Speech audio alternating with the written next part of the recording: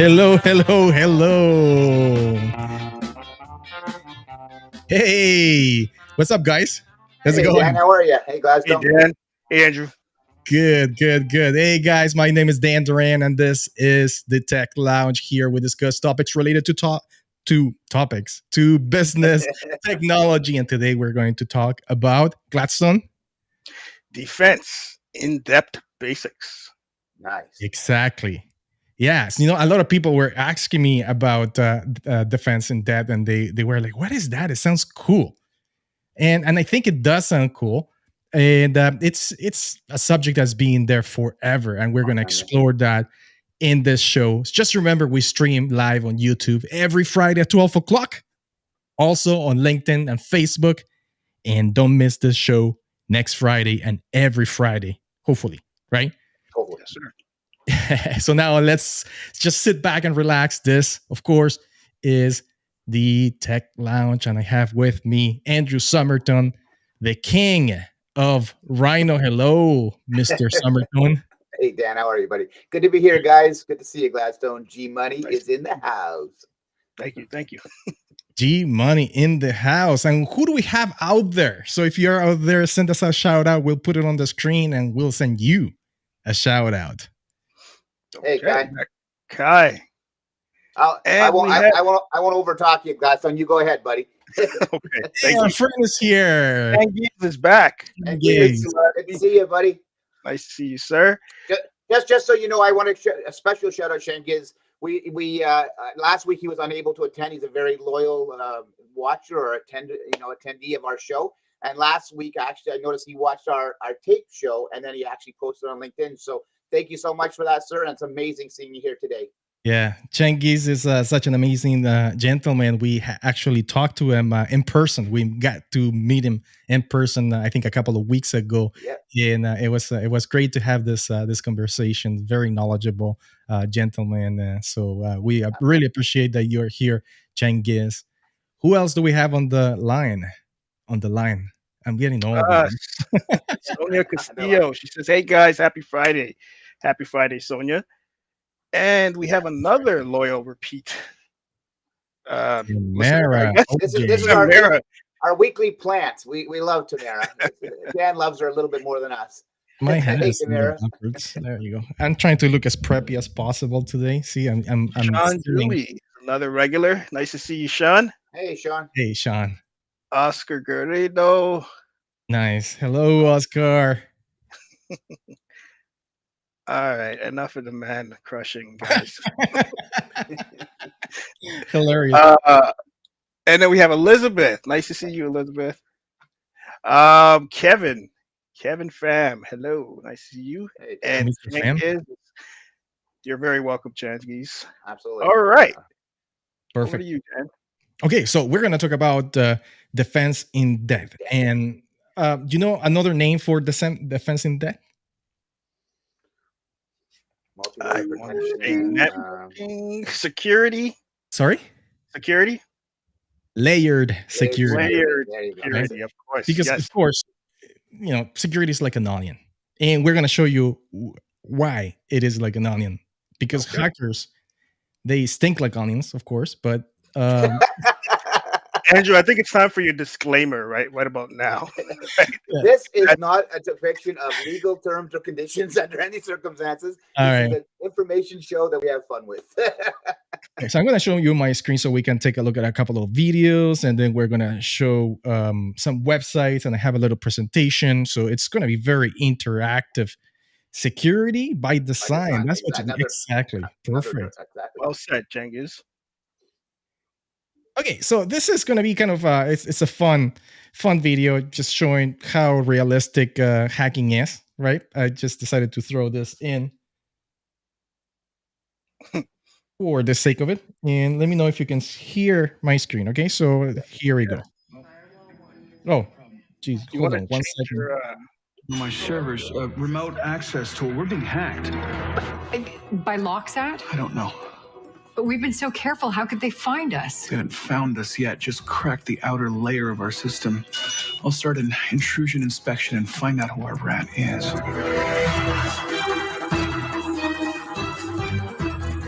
They make it sound really cool, right? Absolutely.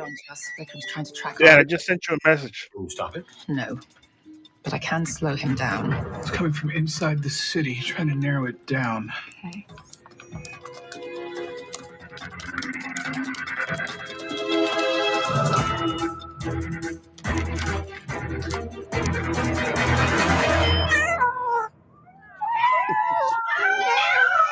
What the hell? This looks like Castle. Oh, you are good, but I am better. Cat videos? That doesn't seem like Locksat. Who would do that? We're about to find out. Anyways, that was just for the fun. Usually hackers, they don't act like that. There are certain things that actually were very accurate, right? Like they were talking about the firewall, they were talking about some rats. But cats, they have cats in there, right? So remote access trojans, those are rats, right? They're coin rats, and I guess that's why they threw in some cat videos in there. So Makes sense. but that's not really how hackers operate. Hackers have this mentality, and I just wanted to show you that Hollywood makes it completely different from what the actual hacking and the kill chain and kind of like the steps and what the hacker mentality is, right? Which is completely different, right? So that was just for the fun for the show, but this is a little more serious, a video that is a little more serious and talks about ransomware in particular and how bad it is. And I want you to pay attention to the way they talk about hackers. And then I'm going to ask you a few questions, Andrew and Gladstone and the people out there. And let's see if you can answer those questions, right? So let's check this. They're happening thousands of times every day. Ransomware attacks are the cyber threat of our times. It seems like no one is safe from having their data encrypted by dark web forces, only to be asked to pay to get it back. The share of ransomware attacks really dramatically rose over the past years, and usually by more than 100 up to 200% per year. They're making businesses poorer. This is, big money, hundreds of millions of dollars, maybe even billions of dollars per year in ransom attacks. And hackers much, much richer. The best cyber criminals in the world, like some of the young guys in St. Petersburg or in other cities around the world, they're making $1 million a month. We're witnessing the industrialization of cybercrime. Not only is there money to be made in demanding large ransoms from hacking victims or from selling their precious data onto third parties, but there's also a business opportunity in servicing the hackers themselves. In this video, we'll follow the money. How much are hackers making? Who is helping them? And what are the costs of paying the ransom or not? That's a pretty good video. Pretty intense, for sure. Yes, it's 16 minutes long, so I'm not going to play the entire video, but you can get a sense of what we're dealing with, right? Great. So, what do you think about that video? It's remarkable when you actually put in perspective how much money hackers are making. How much percentage of increase of hacks that are going on a daily, weekly, monthly, yearly basis. It's incredible. So it's eye-opening. There's no question. Yeah. What do you think about this video, Gladstone? Well, kind of like what Andrew was saying, the amount of money that's being lost, it's crazy. But I would imagine it's probably way more than that, right? Because maybe companies aren't divulging that information that they've been attacked. So it could be a lot more than what we actually think. It's actually a good point, actually, Gladstone. They just are passing a law federally in the U.S. now, but it's probably going to go globally eventually, that companies have to say that they've been hacked and to declare it moving forward. Wow, interesting. Very interesting. All right, so here are some of the questions that I have. Okay. And these are very simple questions. So let's talk about hackers. Do they have technology? Absolutely. Yes. What kind of technology do they have? The most advanced. Probably the latest, right? At $1 million a month, let me tell you, they have the most advanced.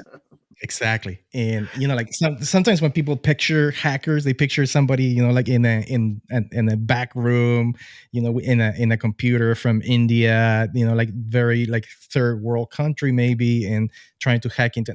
That's not how it works, man. They have the best servers, the botnets by themselves are controlling millions of computers or hundreds of thousands of computers. They have to have some really, really high power to be able to operate. So we're talking about big servers, we're talking about big computers, a lot of RAM, a lot of CPU, and not only that, but there's a lot of technology out there.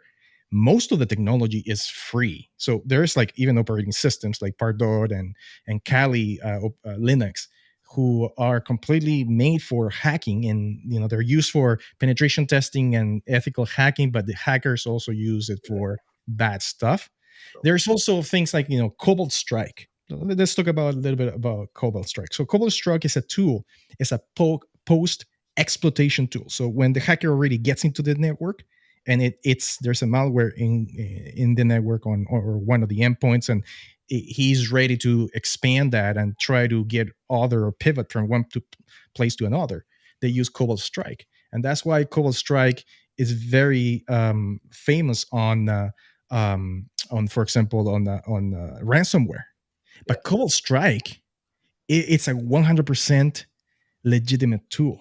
You can pay, like $4,000 a year, and you can get a license of Cobalt Strike. So hackers, they get legit licenses. I mean, anybody can create an email address and have like a falsified information, and then get a and then so it might be a legitimate software that they're using too for creating the ransomware. For sure. So the technology is unbelievable. Dan, Cengiz just actually made a really good comment, and it's so true. And sometimes we take this for granted. So we always talk about companies. So it's not just companies.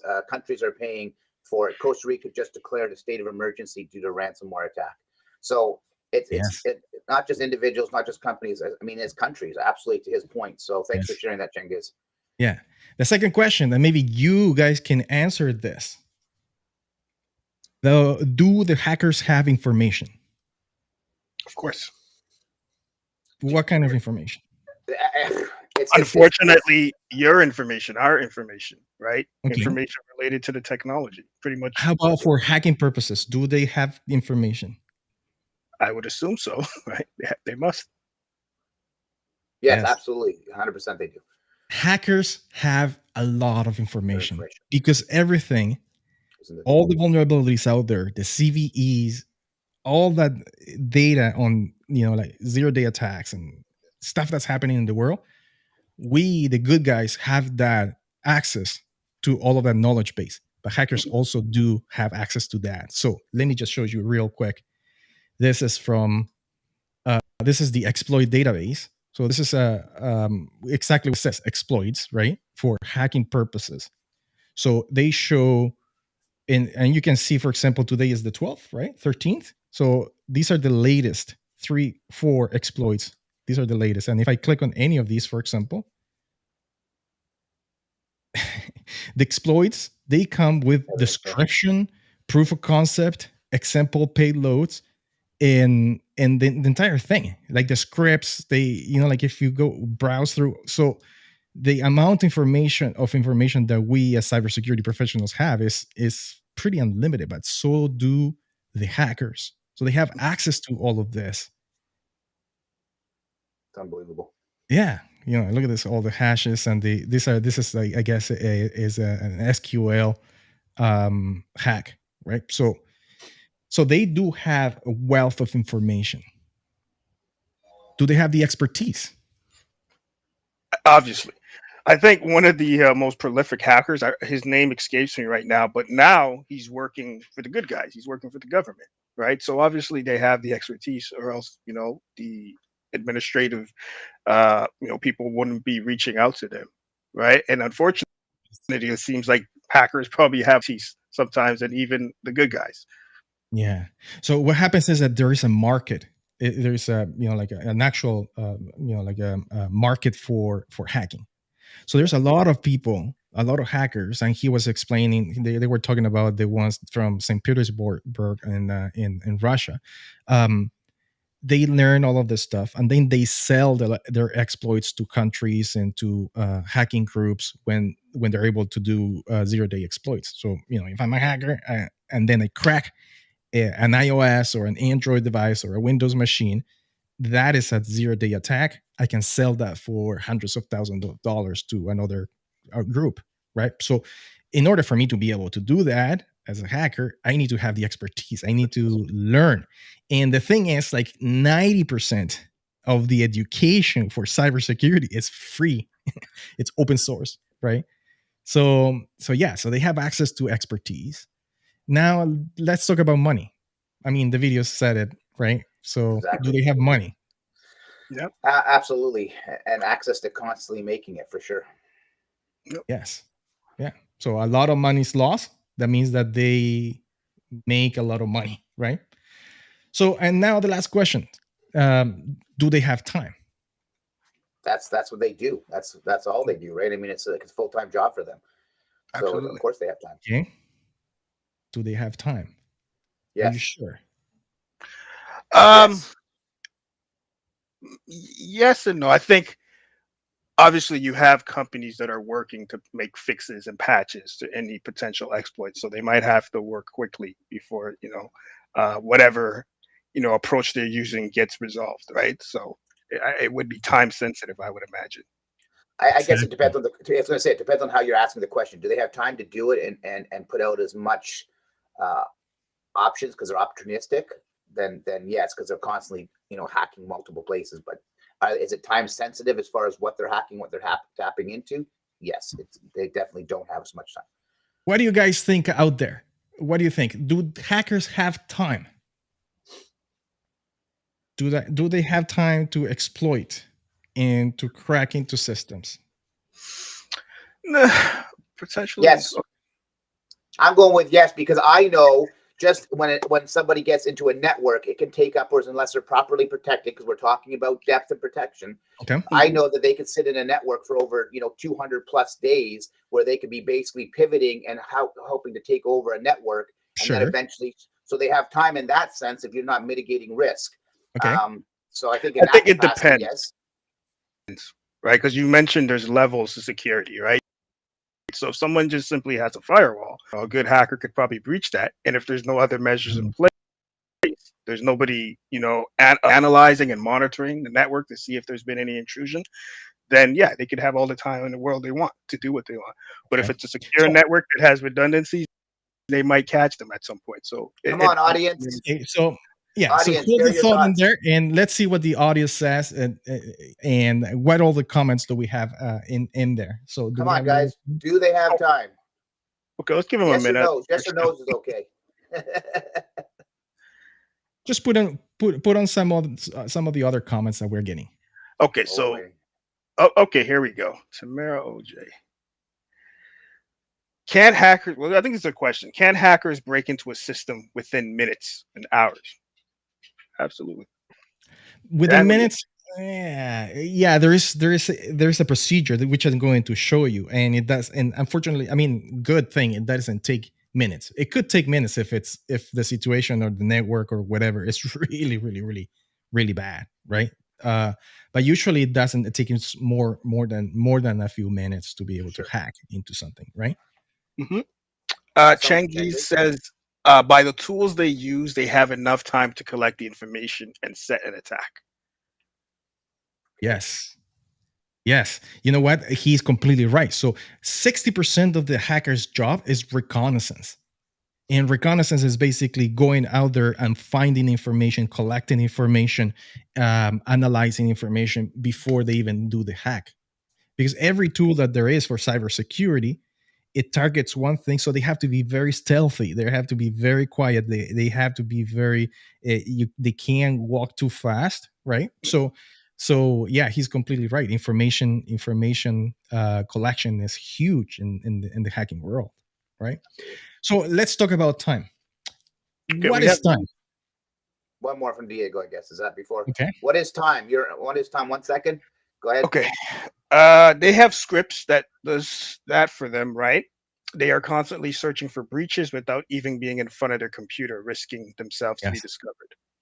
Yeah, those are called bad bots, right? So they're bots that trying to find vulnerabilities in networks, and they're constantly scanning the whole entire world until they find something, and then an alarm gets triggered, right? Thank you, Diego. Thanks, Diego. He had to give it the explanation. He couldn't just say yes or no. So what is time? What's the biggest cliche about time? What is Time time? is the most valuable commodity we have. Fly Time when is you're having fun. Time is the time most is valuable. Time is the most valuable Time is of commodity the we have. essence. time is money. Time Time is is money too. money. Yeah, good Okay, point. so if I'm a good hacker and I'm making money, $1 million per month, Yep. I'm making good use of my Time. time. So do I have time to be able to hack everybody and try to get Yes. $1 million? Yes. I can't. I wouldn't be able to hack everybody. I have to hack a selected few. Exactly. Right. You got to focus. And that's the premise of layered or defense in depth. Okay. Right. So let me show you. Anybody watching the show, you see Kobe there walking behind Gladstone. That's Kobe. That's Gladstone's dog. Hello, Kobe. Special guest today. Show you. Oh, we're going into the matrix here. Okay, so this is the defense in depth, right? Defense in depth is a strategy for delaying the advance of an attacker. Exactly. And this started back in the days in the Roman times. We're talking about a long, long time ago, and then it's been adopted by the biggest armies of the world, right? And then it was passed down to cybersecurity. So the trick is to play with the hacker's time. The hacker needs to make money. It's a business. And the more efficient they are generating revenue for themselves, the least amount of time they're going to have to screw around, basically, right? So they want to get to the meat and potatoes. And if not, they're just going to move on to the next target. I understand your mindset now here. Totally makes sense. So there's a rule. There's a rule called the 80-20 rule, right? And the 80-20 rule is it talks about how to create 80% efficiency or results, successful results, from 20% of the effort. Right?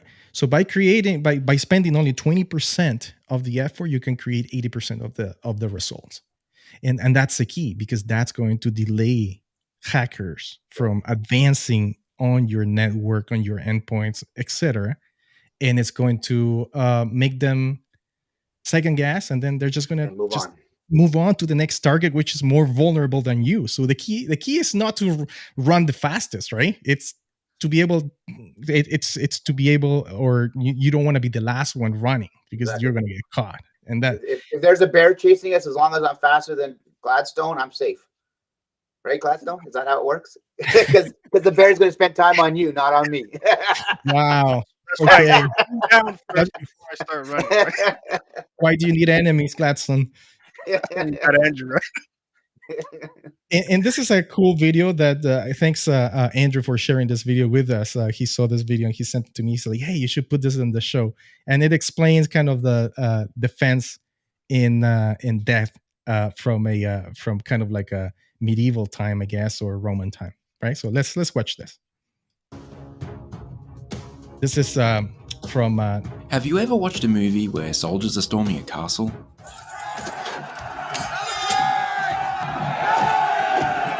They may have to pass over a moat or rampart. Then they would need to find a way through or over the curtain wall.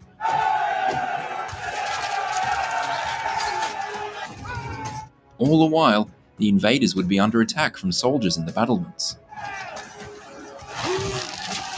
And even if they got that far, they still need to get into the interior of the castle, which involves more walls, towers, and soldiers. Castles were so difficult to attack because they had several layers of security. Compromising one layer alone does not win the day.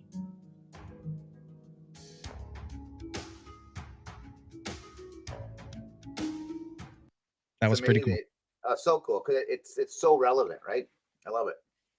I just want to add, Andrew, I wouldn't be in a place where there would be a bear in the first place. So okay, good. You're still thinking about me running faster than you, right? Okay. And if I was, I'd push you down first, and then keep my. Especially when you see a little cub, right? Oh, look at the cute little cub. Yeah, getting the cub. Stay away from that. I'm a city boy, so no bears for me. There you go. Sorry, Dan. Go ahead. Okay, yeah. So this video is from Network Directions, and thank you so much for like giving us this amazing video. And then we have another one from Dion Training, and let's and this is like 1 minute, kind of a quick recap on what defense in depth is. So let's watch this. Question comes from Joel via email. Why do we really need defense in depth? Well, let's get started. Defense in depth is a cybersecurity term used to refer to the practice of arranging multiple lines of defense to protect a given asset. Now, let's say I want to protect my home computer. Out of the box, the computer is really vulnerable. So first I add a defensive layer by installing all the software updates and patches. As you can see, that fixes a lot of my vulnerabilities, but I still have some left. Next, I'm going to add antivirus and anti-malware software. These work based off signature types, so unless they know the vulnerability ahead of time, they can't protect you, and so they only solve some of those issues as well. Next, we add a firewall, blocking unnecessary ports and services from running. This is going to eliminate even more vulnerabilities. Finally, we can add a network intrusion protection system to block even more holes. If we did all this right, even though each defensive layer has its own vulnerabilities and holes, none of them will line up, and this will give us a very secure computer. This overlap in defense gives us the additional coverage we want, but most importantly, we've realized that no single tool can solve all of our problems, and that's where defense in depth really shines. Yeah. Thank you for that video. They're all over YouTube, guys. So you can go to YouTube if you're watching it and learn a lot about this as well after the show. So thanks for those videos. All right. So do we have any comments out there? Any questions? Any comments? Not yet, Dan.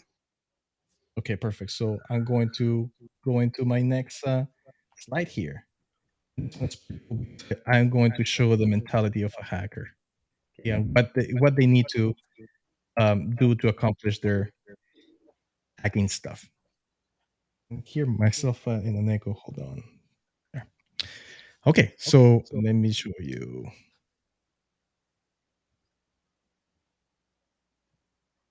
Okay, you see my screen? We do. Yes, sir.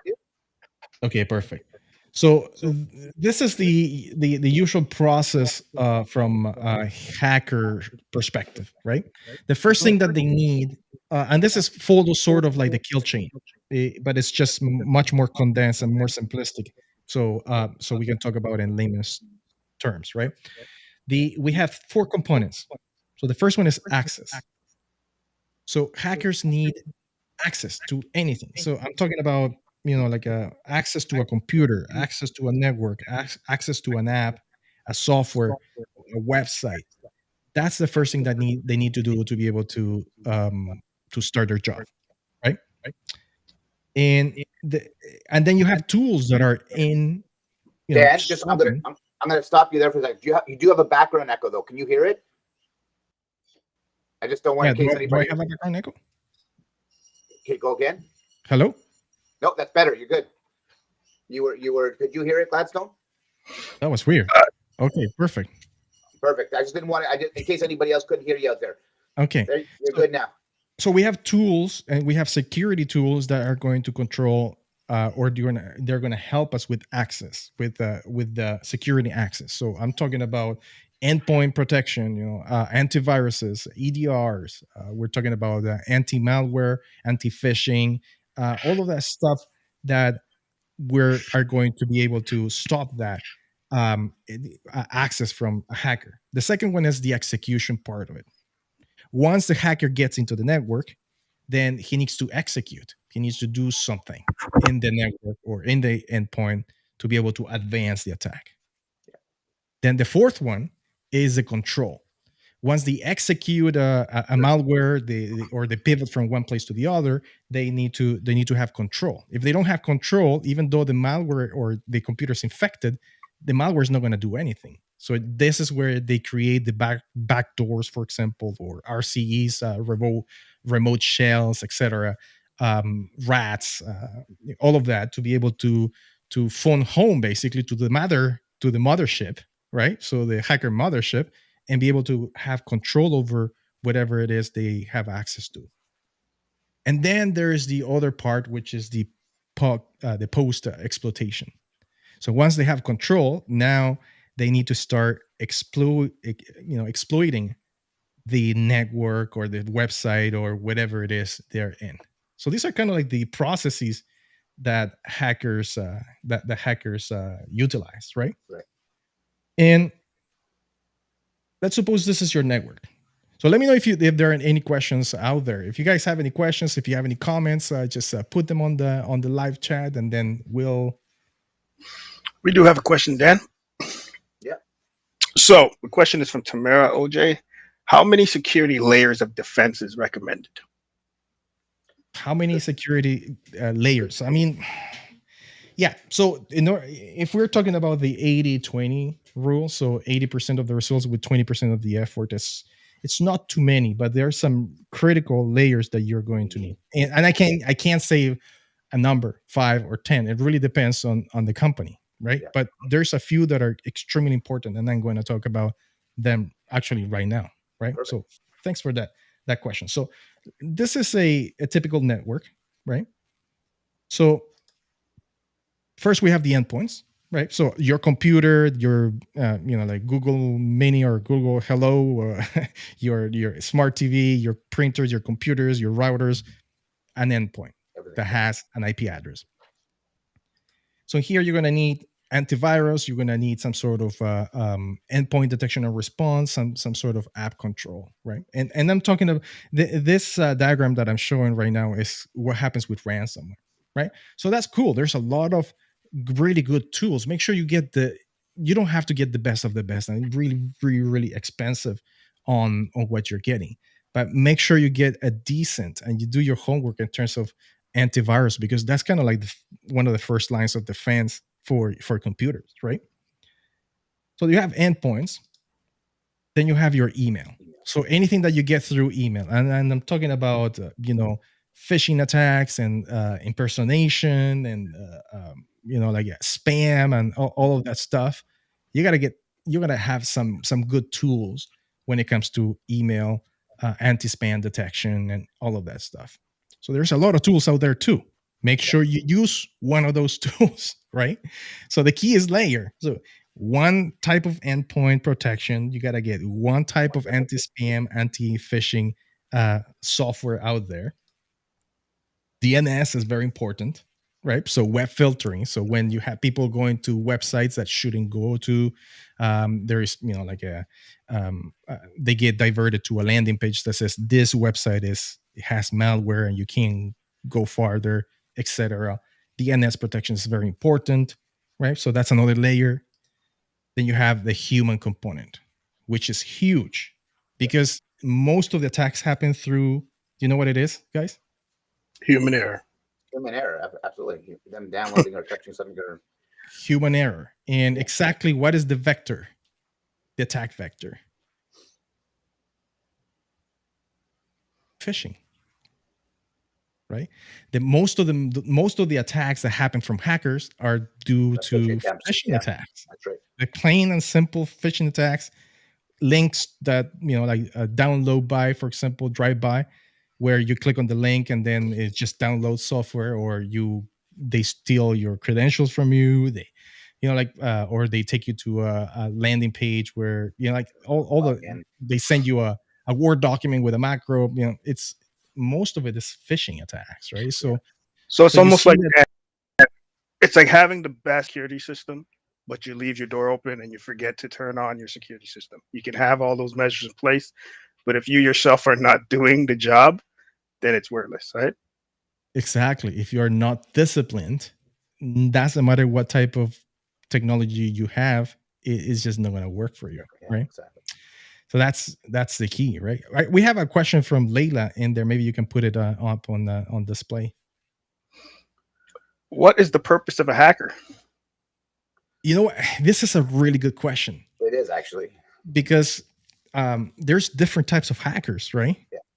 So the majority of hackers are the bad kind of hackers that they want one thing and one thing only. and that's money, right? Create disruption, and have money. But then you have hacktivists, right? Like, for example, Anonymous, where they don't want money, but what they want to do is shut down things that they don't believe in. So that's another type of hackers, right? You have hackers that are politically inclined, right? They want to change the elections, like what happened with Donald Trump and the elections in the 2016, where, I think it was a Russian hacker that was able to get information from the elections, and even like Cambridge Informatica, right? So that big scam. Just so we all know, that's speculation. Exactly. Thank you, Gladstone. All speculation. This is opinion only. Allegedly. Allegedly. There, that's the disclaimer. Disclaimer alarm from thanks.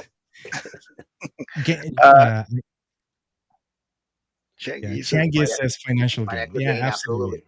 Probably 90%. I don't know what the stats. Don't quote me on that. But most of them, they want just financial gain. They want to make a quick buck, and not just a quick buck, but a lot of money, right? And then you have white hat hackers who are basically, to find vulnerabilities, prevent bad hackers from going in, etc. Yeah, ethical hackers, definitely. Like ourselves, I'm an ethical hacker. We try to protect companies, and that's the second biggest type of attack vectors. Attack vectors are the different ways that hackers can get in. So number one is phishing. Number two is vulnerabilities. So if you have a network, let's say a firewall or a computer that has vulnerabilities, hackers can get in. Yeah. Right.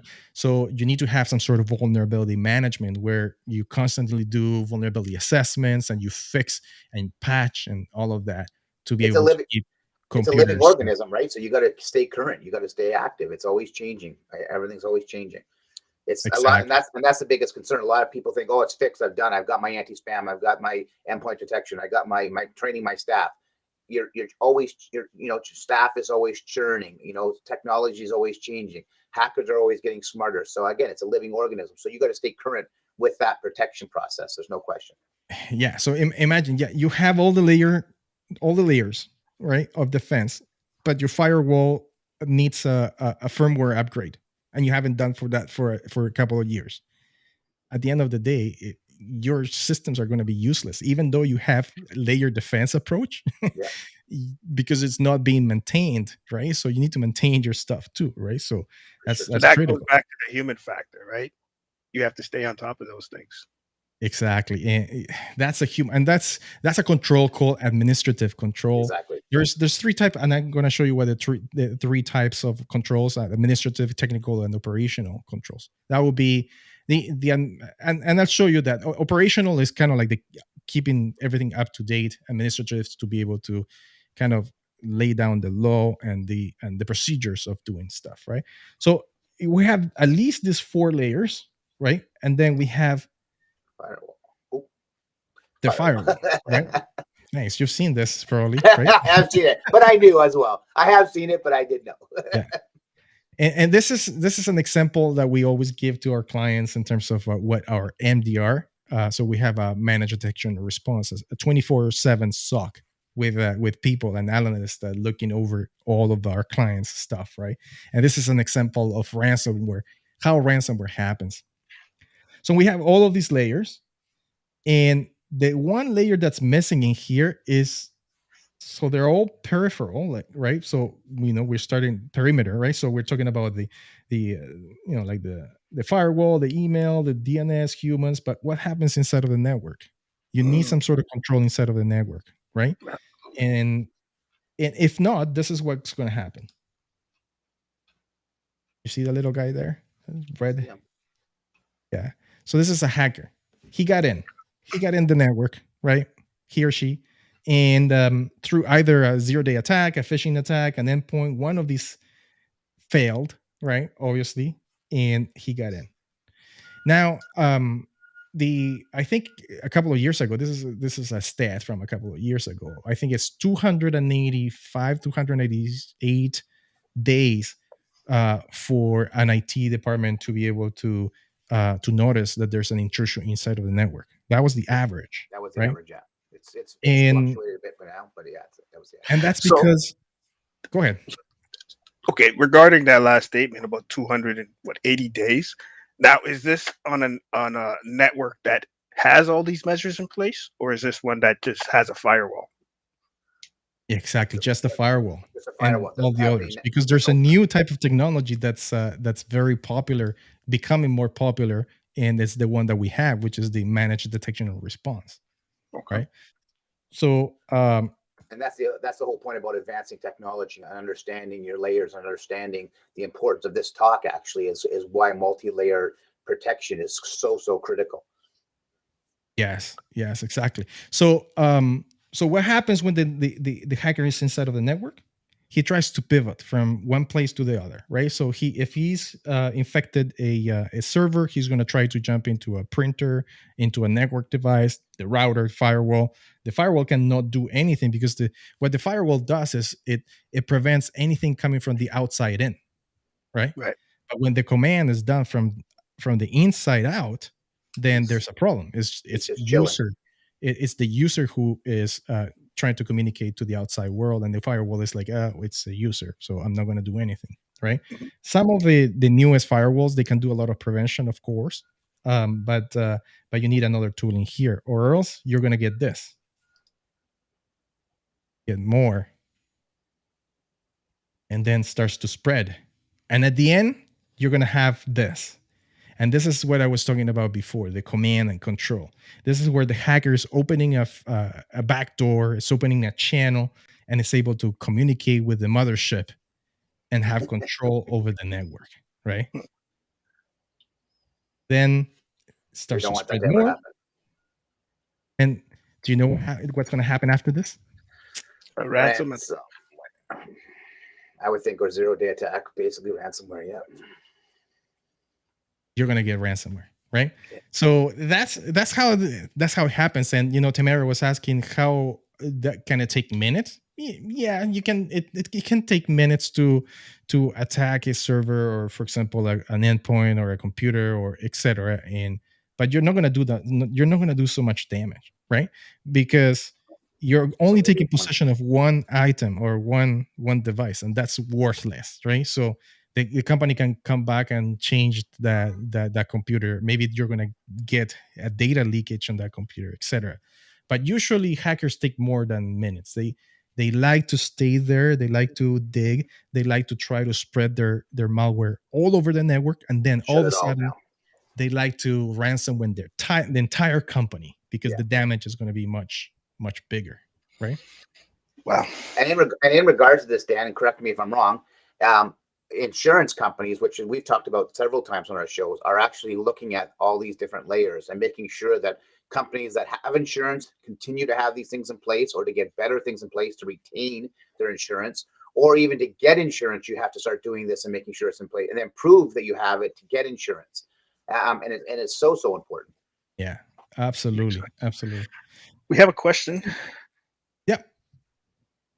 So Oscar Garrido asked, is VPN the best tool to protect yourself if you have sorry, what's that word there? If you have to travel a lot for business? VPN, yes. VPN is a very good tool, right? But it's not the only tool, unfortunately, right? So I like dual factor authentication, it's an imperative if you travel, right? If you're logging in from different places. VPN is very good, absolutely. But you see what I mean? Layer defense, defense in depth. VPN is great because it encrypts the information that is being sent from your computer to the server or to the internal network. It encrypts it, like end to end. So if a hacker is there and gets that information, it's going to be all scrambled, and they won't be able to make sense out of it. So it is very safe, right?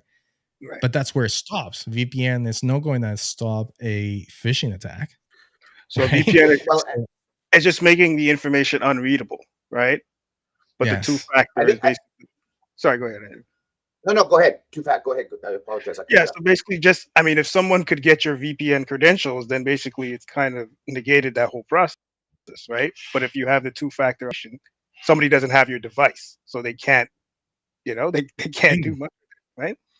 Absolutely. Let's suppose that happens. Let's suppose I'm traveling and then I have my VPN on my, and I don't believe in those VPNs that are out there, like the companies that sell VPN for a few bucks. I'm talking about enterprise VPN, where the only way you can access internal resources in a company is using the company's VPN, right? So that's what I'm talking about when I referring to VPN.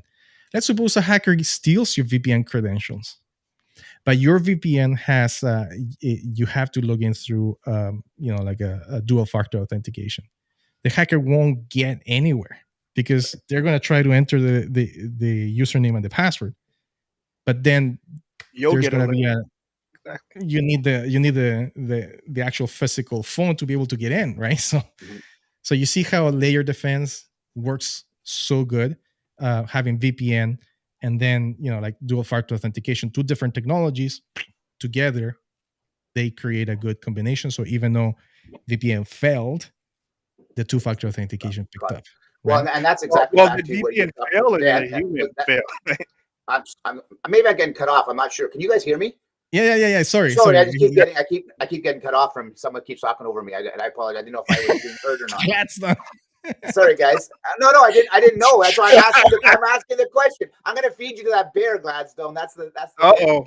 No. I mean, basically to what you were talking about earlier, then Dan, is the time factor, right? So by having this, the layer effect or the depth of protection, what happens is every single one. This is what everybody has to understand.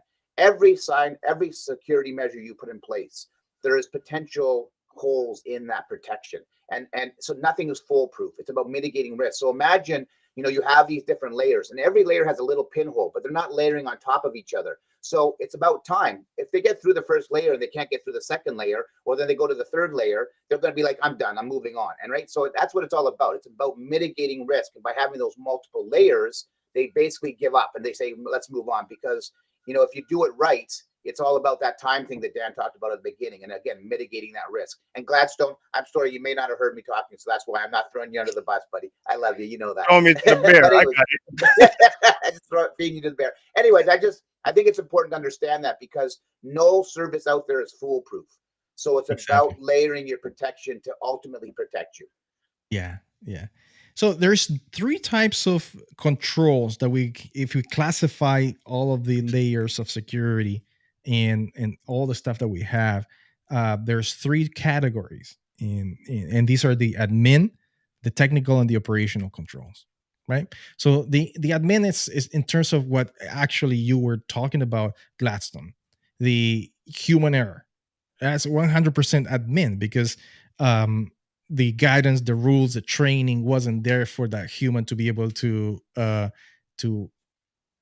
counteract whatever happened, right? So he or she got a phishing attack where they sent them a landing page with credentials and didn't know this, and all of a sudden put the username and password, got stolen. That means it failed the admin controls, right? So there's a whole whack of admin controls that need to be put in place in the company to be able to have that layer security from an administrative perspective. Very important. Cybersecurity awareness training is a huge one, because most of the attacks happen through phishing, right? So if you're able to take, and that's why I'm saying 80% of the results with 20% of the cost of the effort, because cybersecurity awareness training is not very expensive. And phishing, right? Phishing is getting so advanced as far as spear phishing and stuff, and targeting their audience specifically. Like if Gladstone loves basketball, for example, they're going to talk to him about basketball, and he's going to click on something, or it's going to be personal. Like somebody or trust was hacked, and all of a sudden they reach out to you, and they're going to create a oh, this person just died. You may know them. Click on the link for their obituary or whatever. You're going to be like, who died? And you click on it because you came from someone you trusted, right? So it's. I agree, Dan. I think cybersecurity awareness training is critical to understand what you should be doing. Yeah, and information security policies, to tell people what to do, what not to do, how to conduct business, for example, acceptable policies of what is acceptable in the company and what's not. right? Things like that are super important, right? So then there's the technical, and the technical usually, and this is the problem. A lot of people, they focus on the technical aspect. Oh yeah, we need like a antivirus. We need a firewall. We need this. We need the technology and the software aspect of the controls. They focus on that, but they neglect the operational. So they neglect, for example, making sure that the day-to-day operations, like all the software is patched, your firewall has a firmware up to date, the actual operational stuff. They forget the admin stuff, right? So they spend a lot of money on the technology, forgetting all the other stuff, right? Question from Oscar Garrido: does Rhino offer cybersecurity awareness training? Yes, we do. Absolutely. You can go to rhino.io and you'll see it on our cybersecurity awareness training page. Absolutely. We can do that. Dan, I have a question. Thanks for that question, Oscar. So we talk about obviously speed is critical in business, and the functionality of being able to communicate and navigate and the quickness of everything. We're now society. So if we start layering all this technology into a network, does that have to be, for the technology side of things, take into consideration the speed of the network and everything? Does it slow it down? Like, is that something that has to be a concern? I mean, I think I know the answer, but I'm just asking. Yeah. So if you have VPN, the way VPN is created, it's in itself, it causes problems in your network, right? Because it's you need to encrypt everything, so everything becomes a little slower. So if your network is already slow, then using VPN is going to just add another potential problem in there. Right. So for VPN, but for antivirus nowadays, antivirus and EDRs and stuff like that, back in the days, they consume a lot of your RAM and your resources inside of your computer. Right. But nowadays, computers are so fast that you don't even notice that there's an antivirus doing scanning all the time on the back of your computer, right? So because the technology has advanced, right? So not so much. It really depends on how old your technology is, right? Perfect. The reason I ask that is because exactly that. Certain industries, they're a little bit behind in a lot of things. Like I know manufacturing has gone from like the eighth industry on the planet down to number 2 behind financial. And a lot of that's because of old technology, old advancement, long-term thinking as far as, and you got to start thinking about that stuff, because as cybersecurity is now so prevalent and so important to be, part of your budget for the protection. Technology and your equipment also has to be looked at as well for advancement, etc. Yes, absolutely.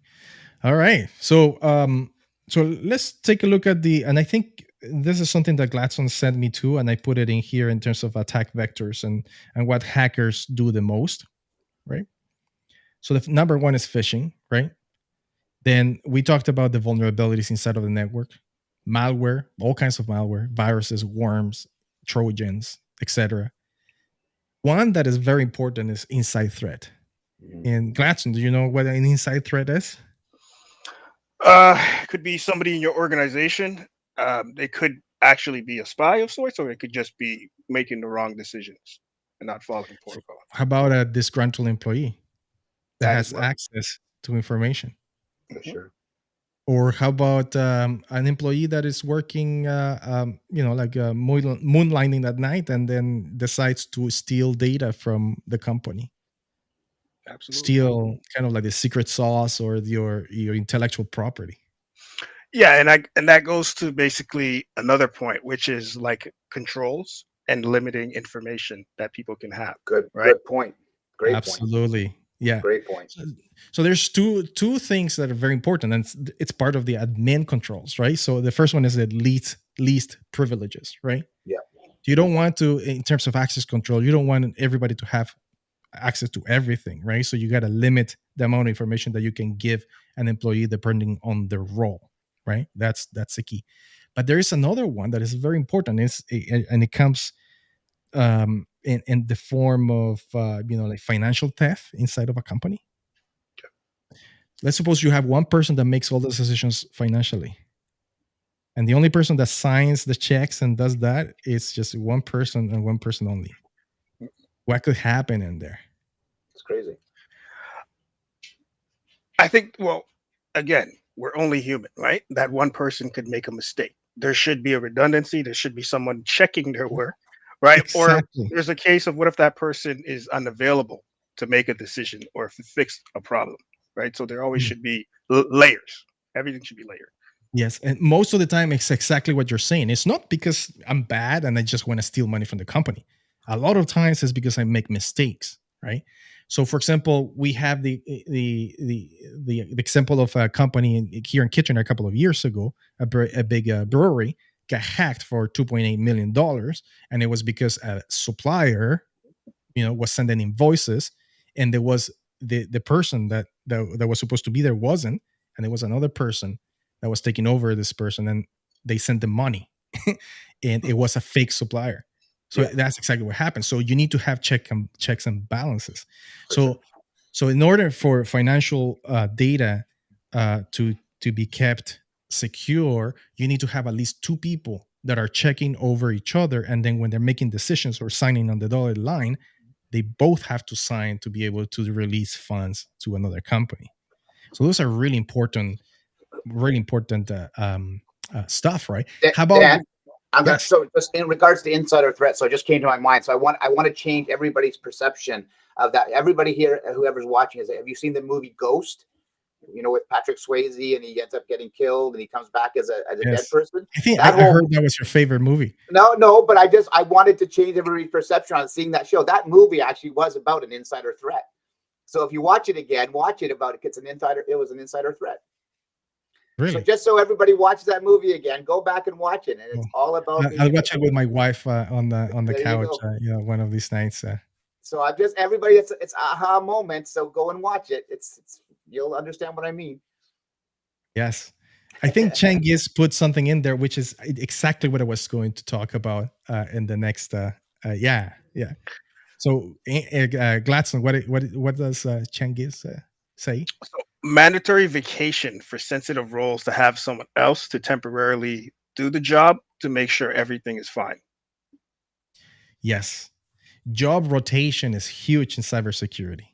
And the reason is because it's twofold. Okay, so the first one is you want to make sure that you train people to do the things that one person is doing, just in case he's not there, she's not there, she's home, she's sick, something happens.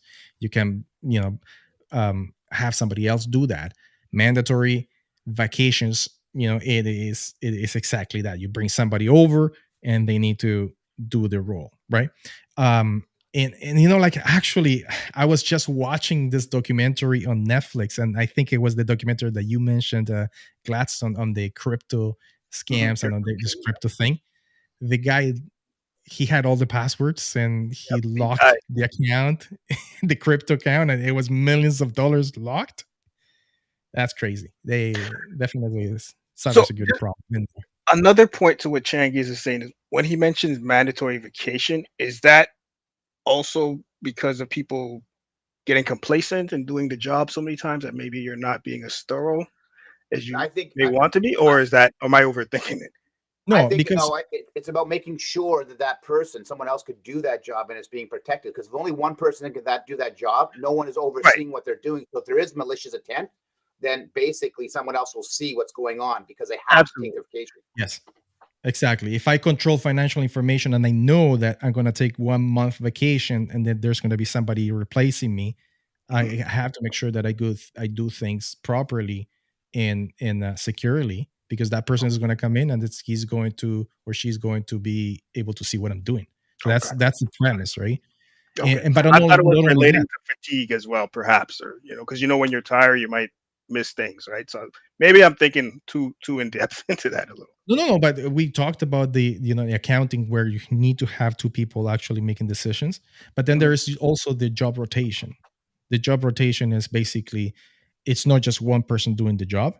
It's one person doing the job, but there's another, and then you just rotate people, right? So, and that might solve the fatigue problem, right? Because remember, you said it's human error. Most of the time, employees they're not malicious. They just make errors. That's Yeah. that's the problem, right? There's the percentage of malicious intent in disgruntled employees is very small. I think it's like 3 or 4%, but the majority is just human error, right? Wow, Absolutely. really good comments. Yeah, very Um, much. so these are the main attack vectors, right? So phishing, vulnerabilities, malware, inside threats, DDoS, which is denial of service when they affect the availability of a service. So they try to take down a service, for example, brute force. These are kind of like the main attack vectors. So if we talk about how can we fix that? And this is the kind of like the 80-20 rule, right? Awareness training. Everybody needs to know about cybersecurity. Very important. Very cheap, very effective. Things like information security policy. So everybody's on the know on what to do and what not to do. So this is beyond awareness training, right? This is kind of like the policies dictating on you shall not play torrent or video games using computer. You shall connect through VPN on everything when you're touching your laptop. Things like that, right? So, and these are not technology, right? These are all admin stuff, and it is so important. And then we have the stuff that is more technical. So, like the antivirus, the endpoint detection and response, the extended detection and response, anti-spam, email security, two-factor authentication, VPN, access control. So you don't give admin access to computers to everybody. It's super important. Very important. A good firewall. And I put the word good in there because there's different flavors of firewalls. So if you're going to spend a couple of $100 on a firewall, you might not want to do that. Spend the money on a good firewall that does a lot of things for you, right? Vulnerability management, we talked about that. So, making sure that you do vulnerability assessments every 3 months or every month if possible, and patch things, your servers, all of that stuff. Intrusion detection systems are very important. We talked about 280 something days to detect an intrusion inside of your network. Our MDR, a Rhino MDR, detects it within 10 minutes, right? So it's super fast. Things like that. And then I have another bonus in here. And oh my God, it's 102 already. I was going to tell you, but you were on a roll there. So that's I know Wow. it's gone crazy.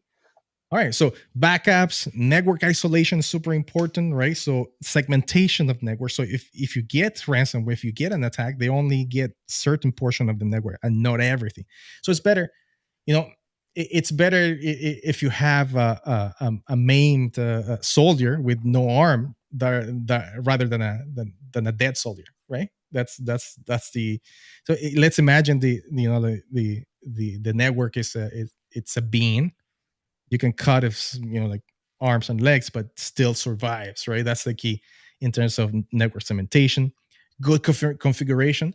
What is technology good for if you have default username and passwords on servers and stuff like that? SSL, VPNs or SSH connections, DNS filtering, application whitelisting, and some sort of SIEM. So these are kind of like the main, like the bonuses if you want to add a little more money into your stuff. Backups are super important. So even though you get ransomware, you can still have a backup that can restore. Make sure that those backups are isolated also, of course.